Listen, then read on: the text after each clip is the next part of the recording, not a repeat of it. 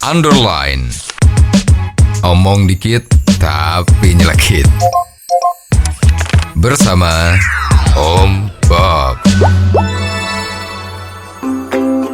Om Bob, pabrik semen di Rembang ini geger terus-menerus hampir 3-4 tahun. Ini sebenarnya kasusnya bagaimana, Om Bob?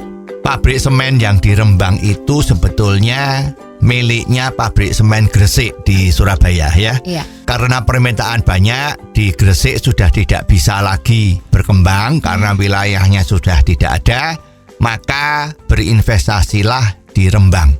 Kebetulan Rembang itu merupakan pegunungan-pegunungan kapur yang sangat bagus untuk jadi bahan semen. Yeah. Waktu itu daerah Rembang terkenal juga dengan daerah yang kurang makmur. Yeah. Tanah kapur itu kan sulit untuk ditanemin macam-macam ya, kecuali ada beberapa pohon jati ya kalau kita lihat di sana.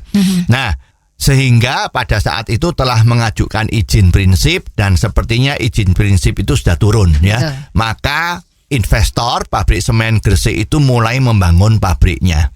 Dan kalau tidak salah setahun yang lalu pabrik itu sudah siap untuk dijalankan.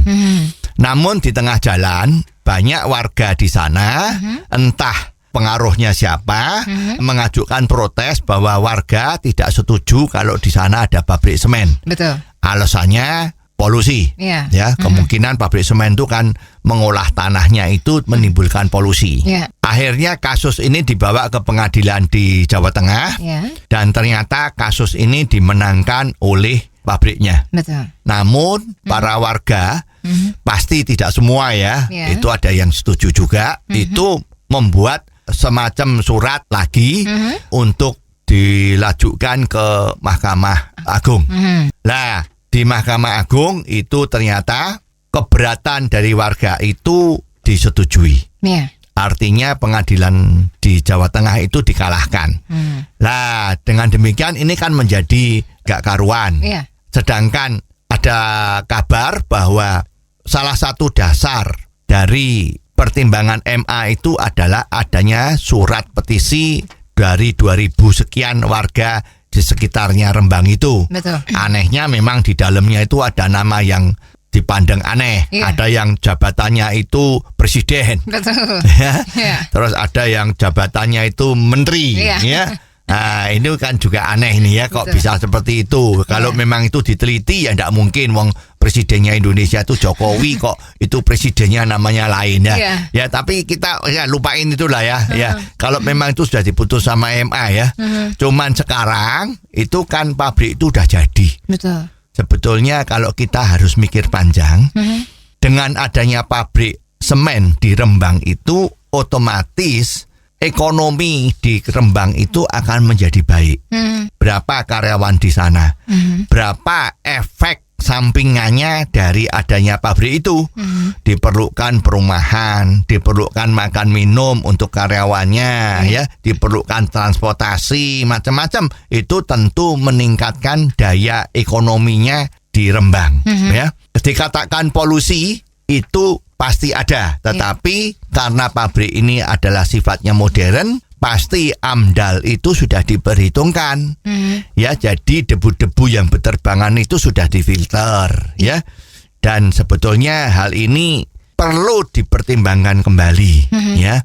Karena beberapa waktu yang lalu ada juga sekelompok penduduk yang dari Rembang itu berbondong-bondong juga melakukan demo untuk mendukung adanya pabrik semen ini. Kalau dulu para penentang itu sempat berkemah di depan pengadilan, sekarang yang mendukung juga melakukan hal yang sama. Kira-kira solusi terbaiknya seperti apa, Om Bob? Sebetulnya di sini diperlukan satu putusan politik dari pemerintah. Ya. Tidak bisa diombang-ambingkan seperti ini. Saya pikir ini harus cepat-cepat diambil putusan yang positif, bahwa pabrik ini diteruskan. Dengan catatan keberatannya tadi mengenai AMDAL itu harus diawasi dengan betul. Kalau ini terjadi, maka pabrik ini akan baik. Secara ekonomi Indonesia itu memproduksi semen lebih banyak. Secara ekonomi daerah itu memajukan Rembang. Juga menambah lowongan pekerjaan yang semakin lama semakin sulit kan. Jadi mestinya ini harus cepat-cepat diambil secara politis bahwa pabrik semen ini harus tetap berjalan. Tidak lagi diombang-ambingkan sehingga investor di dalam hal ini bisa berjalan dengan tenang dan semua menuju kesejahteraan rakyat bersama. Oh, jadi begitu ya Om Bob. Jelas deh sekarang. Terima kasih Om Bob untuk waktunya. Sampai ketemu lagi di waktu yang akan datang. Untuk kritik dan kasus yang perlu dikomentari Om Bob, silahkan kirimkan email Anda ke ombobindonesia@hotmail.com. ombobindonesia@hotmail.com. Underline. Omong dikit tapi nyelekit. Bersama Om